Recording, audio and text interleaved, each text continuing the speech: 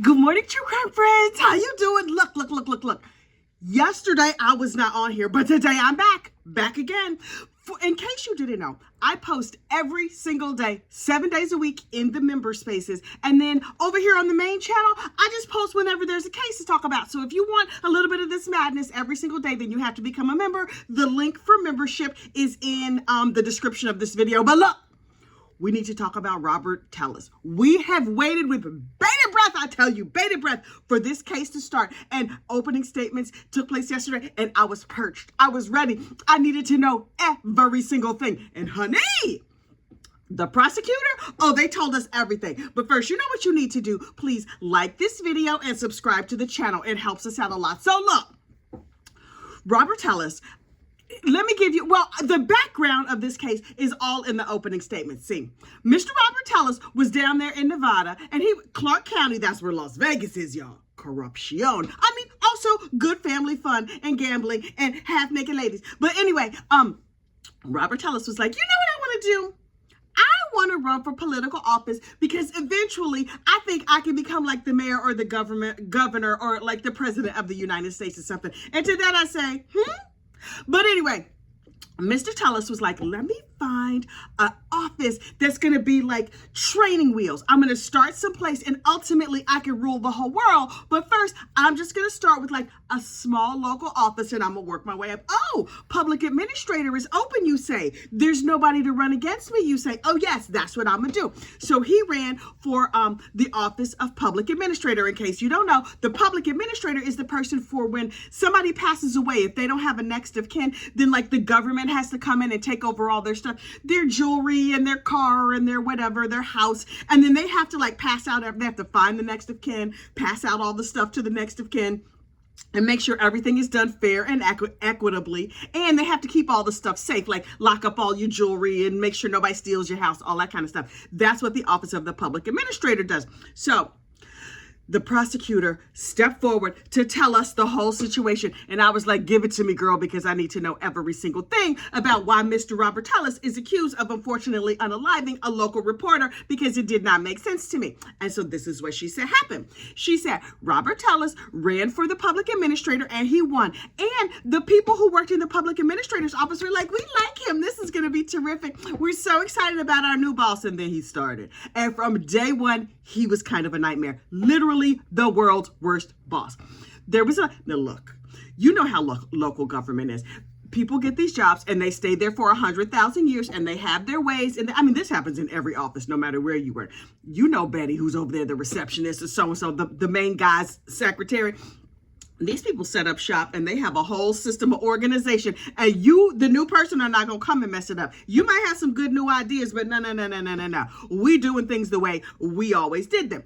And so Robert came in and is like, I'm shaking up the whole thing. Everything's going to be different. No more overtime. No more this. Nobody reports to the main lady anymore. Everybody reports to me. And they was like, okay, this Mama Luke, I don't know. Now listen, the fact that they didn't unfortunately unalive him on site is really shocking to me, because you know, once somebody gets stuck in their ways, they get stuck in their ways. But apparently the people in the office, they had some like ethics and stuff they did not believe in, unfortunately unaliving others. And to that I say kudos and congratulations. So the new boss comes in and he makes everybody mad. Now, this is part of the opening statements. I'm just telling you what happened. Please know, I'm not quoting. I'm giving you the broad strokes, a summary, an overview, if you will. So new guy comes in and he makes changes and people are like, we really do not like this. You know, they was talking dirty about him behind his back, between me and you. But they were like, okay. He just got elected. It's only going to be a couple years till it's another election. Fine. Well, he comes in and he's a tyrant and he's a nightmare, an absolute nightmare. He tells the people, you can't talk to each other. You can't do this. You can't do that. And he's terrible. Also, he's harassing them in ways that are very, very illegal, like intimately harassing and trying to get some quid pro quo, like, if you diddle my bits, I'll give you a rent, you know, all kinds of craziness. And they're like, oh no. So they report to like whatever version of human resources they have down there at the county. And the county was like, yeah, he's an elected official. Ain't nothing we can do about it. You're just going to have to vote him out. And so the people were just like, we are very upset. Also, we think he's over there doing a horizontal mambo with one of the ladies from the office. And the higher ups were like, That sound like a him problem, not a us problem. So the ladies in the office all got together and they were like, well, look, Sally, girl, get your extra cell phone. We're going to follow this Mama Luke around. We might air tag his car. I'm not saying that's what they did. I'm saying that's what I would have done. Although that's illegal, I would never have done that. Anyway, so the ladies in the office formed their own investigation agency and they start following this joker around. And then they have cell phone footage. You know, these heifers were sitting in their car like, girl, you got your extra cell phone. Hang on. Press record. Okay, no, it's recording my face. Make it turn around. Boop. Okay, we got it turned around. We got the video of him going to a random parking lot on the edge of town, getting out of his car, getting in the back seat of a car with another lady, and then they didn't see what happened. Oh, praise God, because we don't need to see that. Nobody needs to see that. And then you see the lady, after a little while later, getting out of the car, pulling her dress down and getting herself all together and getting back in the front seat of her car, and he gets in his car, and they drive away. Now, both of these people are married, not to each other. So the people in the office was like, the local human resources folks won't do nothing. So we're just going to call, like, you know, that Eyewitness News, whatever, this local investigative. We're like, boop, boop, boop, boop, boop, boop. Hello, Jeff Gurman, a local investigative reporter. Have I got some news for you? Now, it's around the time that Robert Tellis is running for re-election. And the people in the office are like, look, we can just hope he gets voted out, or we could really take action. So the local reporter was like, nah, boo, don't worry about it. I got you. And so the local reporter interviewed all the people in the office, and they said all the terrible things about Mr. Tellis, and they had their video scandaloso. And I was like, child, if I was been in Vegas at this time, I would have been like, tell me every single thing. In fact, I think I saw this video on Inside Edition a couple of years ago, and I was like, oh, child. I loved it. Although you're not supposed to love a scandal. I didn't love it. I was very, very interested in the news out of Clark County, even though I don't live there. So, story comes out. Robert Tellis loses the election, and then one of the ladies who had been in the office for 500 million years, she wins the election. Yay! And everybody in the office is happy. And then Robert Tellis has to slink away, and he's real mad about it. Big mad. Meanwhile, the investigative reporter, Jeff Gurman, was like, you think that was bad? I have additional information about shadiness that he has been doing. And so he ran another article and another article and another article. Now listen, between me and you, part of me was like, Jeff, you was doing too much. I mean, yes, you should like root out corruption and all that other stuff. He ran 4 or 5 articles on this man, including a bunch of articles after he was already out of office. The ladies in the office was like, we already got him out. Why are we still dealing with this? But okay, because you know they were juicy, and I had a local newspaper, I would have been like, and what else he do? Because I want to know everything. Do them ladies have more video where the air tag said he went? Anyway, so finally, Robert Tellis was like, this Mama Luke not gonna let me get away with none of this. So I may be forced to unfortunately unalive him. And so Robert Tellis allegedly dressed up like, what do you call it? Like a landscaper. You know how like the people who come and cut your grass have on like the long sleeves and the big floppy hat so the sun doesn't, fry them up or whatever. And then he had on like a bright orange safety jacket. And then he found out where Robert Tellis lived. And then he went over to Robert Tellis's house. He parked his car like a few blocks away. Well, he was not driving his car. He was driving his wife's car. This is all in the opening statements. He drives his wife's car to a couple blocks away, and then he circles around the neighborhood a little bit, and then he goes over by Robert Tellis's house, waits for Robert Tellis to come home, and then he impales him several times with a large knife. And here's the thing that's crazy. It was all captured on video. Mr. Tellis, why are we here? Now, here's the thing.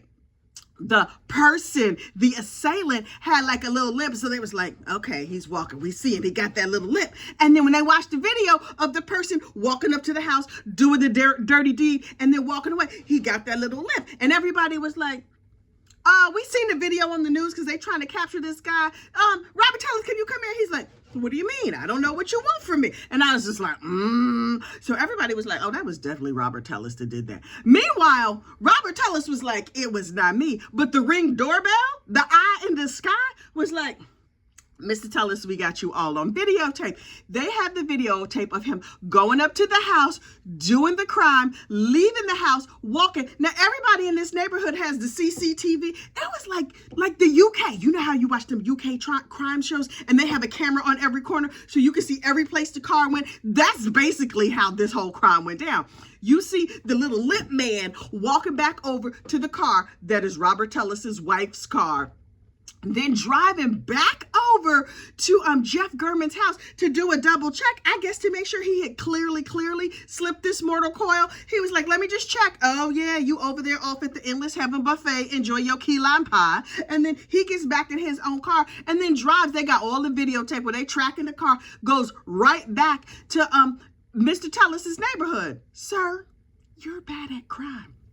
So the neighbors noticed, like, we had not seen our nice neighbor Jeff for a little while. Now let me tell you something. First of all, it is the neighbors who had like the Ring doorbell or the cameras or whatever around their house. It is the neighbors who noticed that Jeff German's garage door was open. They were like, it's not like him to leave his garage door open. We're gonna boop, boop, boop, boop. Hey, hello, boo-boo, yo, wait, no, this is his voicemail. Why are we getting his voicemail? We just trying to tell him his garage door is open, but we can't get him. So finally, after a day, one of the neighbors goes over there and like, pulls the thing and the garage door comes down. He's like, because, we want to keep everything safe. The neighbors who were on the stand had lived in the neighborhood for like 42 years. The decedent, Mr. Jeff German, had lived in the neighborhood for like 26 years. And by those standards, Mr. German was basically the new neighbor at only 26 years. Let me tell you something about neighbors who've been in the same house for a long time. Now, I have been in my house for a long time. I got neighbors on this block who've been in these houses for 40, 50, in some cases, 60 years. You don't need a neighborhood watch. They are the neighborhood watch. You think your neighbors don't know what you're doing? You lived there for a long time. I know the rhythm and the pattern of every single person on this block. And Mr. German lived in a cul-de-sac. That means not a whole lot of people are coming. I know a little something about that cul-de-sac life, child. Not a whole lot of people are coming down the street. Everybody been there for 500,000 years. Everybody knows everybody. I know who on my block gets up early. I know who gets the newspaper delivered at what time. If the newspaper man is late, I'm like, something wrong. The newspaper's still on her porch. Is she out of town? She ain't tell us she was out of town. Child, everybody knows. At 40 years, they got 40 years worth of pattern to look at. They're like, nope. Jeff has never left his garage door open. We need to call the police. It's like a whole pattern of things that go around every single day. If one certain neighbor don't walk his dog, I'm like, I might 911. I'm gonna hover my finger over send before I press this button. Oh, here come the dog. Okay, erase. Okay, they okay. Because I thought they had slipped the surly bonds of this earth. Longtime neighbors, they know. Even if they don't speak to you, even if they don't know your name, they know every single thing about your pattern. So these neighbors was like, nope, this is going all the way to the left. Call the cops. So the neighbor went over to check because they noticed that the garage door was open and they could not get Mr. German on the phone. And this poor neighbor, he broke my heart. He went with his little granddaughter. He's like, let's just go. We're going to walk around. Knock, knock, knock, ringing the doorbell, no answer. Something is very wrong. The garage door is open. He's not answering calls. So they walk around the side of the house to me. He was like, oh, this is terrible. Oh, he wept on the stand. I was like, that is so sad. Which one of my neighbors would I find no longer on this mortgage? Because I got a couple neighbors that are pretty old. They've been here for a long time. And I was like, I hope I never find none of them. But if they pattern changes at all, I know exactly what happens. So anyway, they call the police. The police come, and the police are like, neighbors, does anybody have video? They was all like, brew, brew, brew, brew. Everybody had video. Now, every single house on that block, they had Rig cameras. They had steady cams. They had the whole place was fully covered. And 97% of the time, there's absolutely nothing on that video except for the person walking their dog and people going to work and coming out. But on this particular day, they called a crime. And because this idiot, Mr. Robert Tellis, allegedly wore a bright orange vest, it's real easy to see him committing a crime. You're like, this footage is super grainy. Thank goodness he wore that high visibility jacket so we can see him. We can see every move he makes because the orange is like bouncing up and down as he unfortunately unalives Mr. Garman. So then he leaves. And so I was just like, Prosecutor, you have told me the whole story. What possibly could the defense get up and say now that we have seen on video Mr. Robert Tellis allegedly committing this crime? Well, listen. Mr. Robert Tellis was supposed to be a pro se defendant, meaning he was supposed to defend himself. And then at the last minute, he changed his mind, probably after he saw that video. Because once I saw that video, I was like, why are we here? Sir, you need a plea. You need a plea worse than anybody ever seen in my life. But okay, you're not going to take a plea. You real stupid. Okay, let's see what your defense attorney has to say. The story told by this defense attorney. What in the Daniel Rashbaum is going on? Y'all remember Daniel Rashbaum, attorney Dan Rashy? From that Charlie Adelson trial. Yes, I covered the Charlie Adelson trial. And yes, I will be covering Donna Adelson when she comes to trial. Don't you worry your pretty little head about it. This is what you need to know about the Charlie Adelson trial, and I promise you it is connected. All the evidence was real clear, and Daniel Rashbaum got up and told a story that was like an alternative version of the facts. This sounded crazy.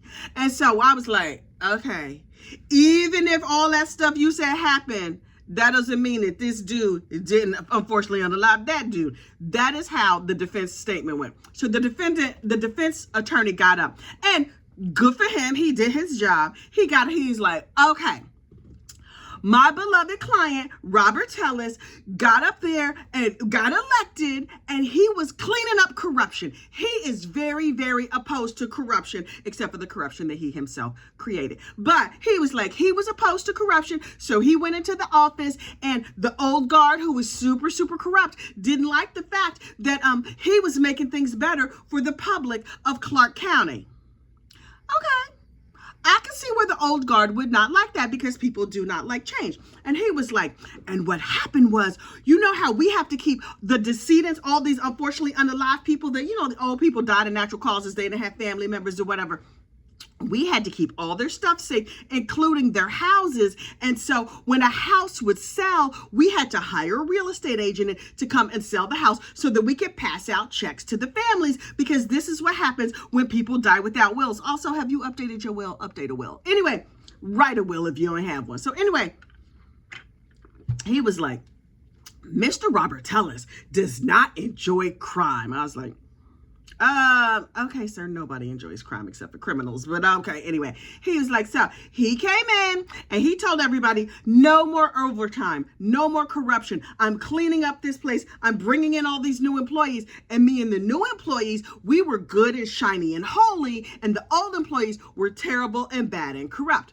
And so the most corrupt of everybody was this real estate agent from Compass Realty. I'm like, how y'all name checking a particular real estate company here in Las Vegas? Compass was like, wait, how our name get in this? We have nothing to do. Can you keep my name out your mouth, please? So, P.S., I got a cousin work for Compass Realty down in Atlanta. They seem like a nice real estate agent to me, but what do I know? So he was like, this Compass real estate agent, she was very corrupt, or I don't remember the gender of the real estate agent, but he was like, this real estate company was very corrupt. And what they would do is they would say, hey, public administrator's office, we will sell all your houses for you at a good commission, and we'll sell them at a low, low price. And then we'll flip them and sell them for millions of dollars. And then we'll give you a kickback, and then everybody can make a lot of money. That seems awful complicated, but even if it was true, what did that have to do with the fact that we have Mr. Robert Tellis on video, unfortunately unalive, that reporter over there? But okay, the defense attorney spun this elaborate web of story about these terrible, corrupt real estate agents who were doing these terrible, corrupt things, and that's the reason that Mr. Gurman was unfortunately unalive. Okay, so let me get this straight. The terrible real estate agent did bad things, and so somehow that related to... Now listen, was Mr. Gurman reporting on the terrible, corrupt real estate agency? No, not at all. So I'm like, even if all of that was true, that have nothing to do with the fact that your client is on video, unfortunately unaliving this man. But okay, we're going to go with that crazy thing you said. Oh, he told a beautiful story about how wonderful and holy and delightful his client, Mr. Robert Tellis, was, he glossed over the fact that Robert Tellis was arrested for domestic violencing his wife. Okay, I guess that's not germane to the story at all, and does nothing to indicate the kind of personality or personality defects Mr. Robert Tellis might have. And he was just like, so this was about a corrupt real estate agent and not about my client. Please ignore the fact that my client is on videotape driving his wife's car, going over there to commit the crime. And then he said, Mr. Robert Tellis called the police and was like, there's corruption going on. You should investigate everything. And then the police ended up getting in bed with the old guard down at the public administrator's office. And the police turned on Robert Tellis because he was trying to root out corruption. And that is why the police have set him up for this crime. Sir, to all of that, I say, for what? What are you talking about? I don't. Okay. So when the police went to Mr. Robert Tellis's house to try and, first of all, when they were like, oh, we've seen the videotape and sir, we're going to need you to put on these nice bracelets and come with us. He's like, I will not be taken alive. And then he tried to unalive himself and then he bled all over everything. And they were like, oh, great, this is going to save us from having to collect your DNA because we could just pick it up here off the floor. So he, the attorney was like, he didn't try to unalive himself because he was guilty. He was trying to unalive himself because he was deeply, deeply sad that those people were saying terrible things about him, and that is just a natural reaction when somebody says terrible things about him. So mental health is a very serious situation, and if you are feeling like unaliving yourself, please call 988. But that's not how you handle that. So he was like, clearly the police had turned against me. Clearly, I was ooching that other woman's coochie in the backseat of that car, but mostly we was having a meeting. I don't know why she had to straighten her dress. And I was very sad. And so I thought they were going to blame this on me. And so please don't send me to jail forever. And the cops are like, right. So the police went into Mr. Tellis's house just to have a little look around. They were like, let's just give a little peek and see if there's no evidence here. There's no evidence here. Fine. And so they look around his house and they find the shoes that were used in the crime, cut up. They find, how you cut shoes? You got to have some big scissors to cut shoes. I don't know what scissors you would use, but I want to know what those scissors are because I got some things in this house I need to cut that are hard to cut. And if some scissors could cut some shoes, I need to know what those scissors are. But anyway, they found the hat that the landscape guy in the video, with the limp, they found the hat he wore all cut up in a plastic bag, stuffed underneath Robert Tellis's couch. They found the clothes and stuff from the crime in Robert Tellis's house. But mostly, when Jeff German was being unfortunately unalive, he scratched up his assailant, and his DNA, the DNA under his fingernails from the crime, matched Robert Tellis. So wait. What you're saying is the police got some of the DNA. I guess they got some of them bodily fluids that you left all over the house when you tried to unfortunately unalive yourself, Mr. Robert Tellis. They inserted that under the fingernails of the decedent. Wow. Okay. That's what you're saying happened. And so the whole time that Robert Tellis's attorney was talking, he was sitting there like, that sounds right to me. And I was like, this Mama Luke is a fool. I don't know what's wrong with this boy, but there is something very, very wrong with him. Now, when the prosecution got up and gave their opening statement and they played videos, they had the full video of Mr. Robert limping down the street, going over there to do the unfortunate unaliving. Robert Tellis was watching real close, like, how'd they get that video of me? I can't believe they got that video of me. Oh my God. That was his internal dialogue in my mind. What was going on in his mind was like, how am I going to say that's not me? Because it's my build and it's my limp and that's my wife's car. Maybe a police officer knew exactly what car my wife drove and set me up. And clearly it was a Compass real estate agent because all of this is their fault. And to that I say, for what? I can't with this man. But this case promises to be fascinating. I promise to watch it every single day, and I will be here paying attention to every last detail while we watch Mr. Robert Tellis get convicted. I mean, while we watch justice unfold for the family of Mr. Jeff German and watch Mr. Robert Tellis get convicted. Look, please like this video, subscribe to the channel, and I will have more true crime very soon. Bye.